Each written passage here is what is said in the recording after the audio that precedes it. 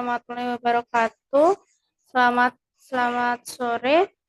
Perkenalkan, nama saya Wisnu Kentipolia. Saya dari Prodi Manajemen. Saya ingin mempresentasikan perancangan produk baru. Oke, untuk tujuan pembelajaran kali ini agar lebih memahami pentingnya desain produk, konsep time to market, dan keterkaitan desain produk dengan manajemen rantai pasok. Next, kita akan membahas tentang pengertian perancangan produk. Untuk pengertiannya sendiri, perancangan produk adalah proses merancang produk sejak ide awal sampai produk siap dijual. Untuk tujuan utamanya adalah menciptakan produk yang memiliki daya saing di pasar. Next, kita akan membahas time to market-nya kali ini. Untuk time to market-nya sendiri adalah waktu yang dibutuhkan dari munculnya ide produk hingga produk tersebut dipasarkan. Jadi semakin cepat waktu ini, semakin besar peluang perusahaan untuk memenangkan persaingan-persaingan di pasar. Selanjutnya, untuk fase perancangan produknya sendiri, untuk slide ini menunjukkan tahapan dari perancangan produk, mulai dari pencarian ide, analisis kelayakan, desain produk, serta pembuatan prototipe, uji coba produksi hingga peluncuran ke pasar untuk fase perancangan produknya.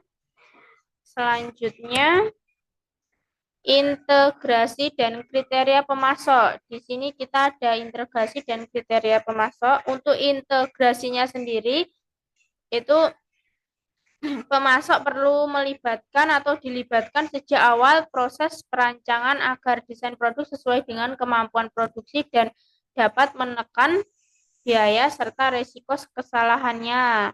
Untuk pemasoknya, untuk kriteria pemasoknya sendiri, kita ada di pemasok yang layak adalah pemasok yang mau terlibat dalam perancangan produk dan menjaga kerahasiaan desain serta memiliki komitmen terhadap waktu serta sumber daya. Untuk pendekatan perancangannya sendiri, kita juga ada design for manufacturability atau DVM. DVM adalah pendekatan desain produk yang bertujuan mempermudah proses produksinya sehingga biayanya lebih rendah dan proses manufakturnya lebih efisiensi. Untuk prinsipnya sendiri, untuk prinsip DVM-nya kita juga meliputi desain yang sederhana, standarisasi komponennya, sistem modular, penggunaan teknologi, serta kerjasama tim lintas fungsinya. Selanjutnya, ada desain for supply chain management atau DSCM, yaitu adalah pendekatan desain yang mempertimbangkan efektivitas rantai pasok, mulai dari penyimpanan, distribusi, hingga pengiriman produk. Produk yang dirancang itu agar mudah disimpan dan dikirim, fleksibel terhadap perubahan permintaan, modular, dapat digunakan ulang, serta mendukung mass customization. Selanjutnya, desain dan pendekatan for reversi logistik atau DRL. DRL ini berfokus pada desain produk yang mendukung proses pengembaliannya, serta ada perbaikan dan daur ulang produk untuk meningkatkan efisiensi dan kepuasan pelanggannya sendiri. Untuk pendekatan DRL ini, kita juga menekankan aspek ramah lingkungan dengan penggunaan material yang efisiensi dan penghematan energi tanpa mengurangi fungsi dari produk itu sendiri.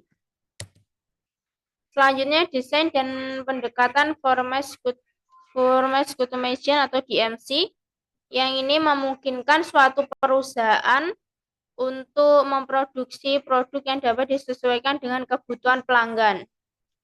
Namun untuk tetap efisiensi dari sisi biaya dan waktu, dalam dimensi ini pelanggan dapat mengkonfigurasi produk sesuai keinginannya atau konfigurasi to order. Contohnya dengan menerapkan atau diterapkan oleh perusahaan seperti Dell dan Ford.